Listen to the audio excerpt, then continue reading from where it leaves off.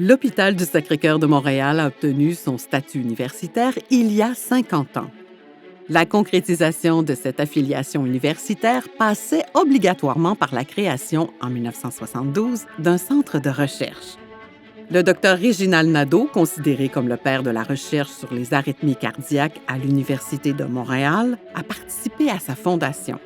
Dr Nadeau a dirigé pendant 20 ans les destinées du centre de recherche avec beaucoup de conviction. 50 ans plus tard, d'autres sommités dans leur domaine de recherche et professeurs émérites auront pris la relève, une relève de grande qualité qui permet de croire que le centre de recherche de l'Hôpital du Sacré-Cœur a un beau présent et surtout un avenir fort prometteur devant lui.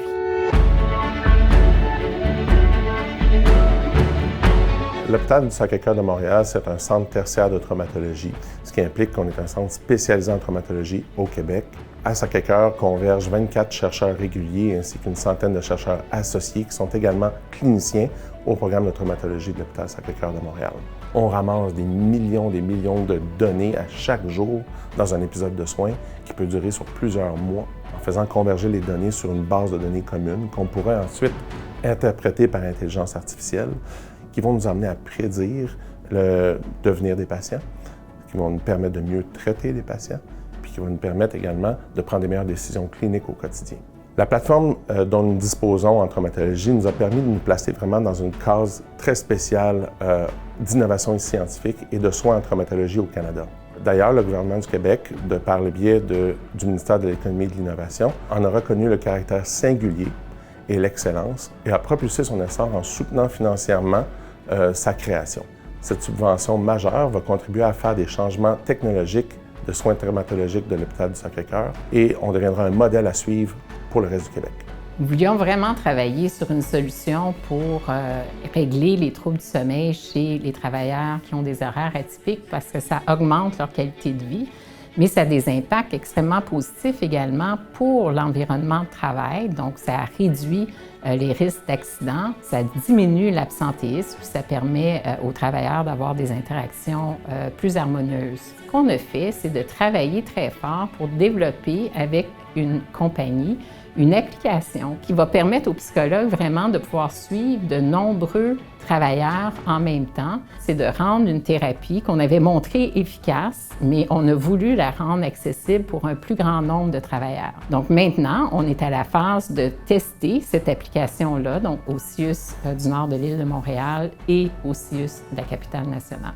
La biobanque sur les troubles du sommeil a commencé il y a déjà une vingtaine d'années, en fait. On a décidé de rendre la biobanque maintenant, de l'amener à un niveau national. Plus on a de données, plus c'est facile de mieux comprendre les mécanismes associés à ces désordres-là. Donc, ce joyau-là de données scientifiques qui est rendu à plus de 40 000 échantillons, qu'on reçoit maintenant des demandes d'autres pays, d'autres Canadiens, etc. Donc, ça permet vraiment de faire rayonner l'Hôpital du Sacré-Cœur de Montréal au-delà de ses frontières. Quand on mesure la pression au niveau du bras avec un brassard, en fait, ce qu'on cherche à déterminer, c'est la pression à l'intérieur du corps. Ce qu'on a réalisé dans les dernières années, c'est que la précision et la variabilité de ces mesures de pression-là au niveau du bras sont très variables dans la population. Donc, nous, on s'est attardé à cette question-là, puis on a fait des découvertes fascinantes. La principale, c'est que quand on compare les hommes et les femmes, on réalise qu'il y a une très grande différence de précision. En fait, on sous-estime cette pression qui est à l'intérieur du corps. Puis ça pourrait avoir des impacts très importants sur la prise en charge de l'hypertension dans ces populations-là. Une fois qu'on aura déterminé ce qui influence la précision des appareils de pression, bien à ce moment-là, peut-être qu'on pourra modifier les appareils pour inclure certaines informations importantes qui, là, pourra nous permettre d'avoir un chiffre beaucoup plus précis, beaucoup plus proche de la réalité. Peu de temps après notre publication de nos résultats, les données ont été confirmées par un autre groupe international. Donc, on a vraiment la plus grosse étude qui a démontré ce résultat-là, puis on en est très fiers. Voilà quelques beaux fleurons de notre centre de recherche, les fruits incontestés de 50 ans d'innovation. Les patients profitent chaque jour des avancées des travaux de près de 200 chercheurs de Sacré-Cœur et d'Albert-Prévost et de l'enseignement des quelques 700 superviseurs qui sont rattachés à notre grand hôpital universitaire. Les bases sont solides et on peut entreprendre les 50 prochaines années avec assurance et fierté.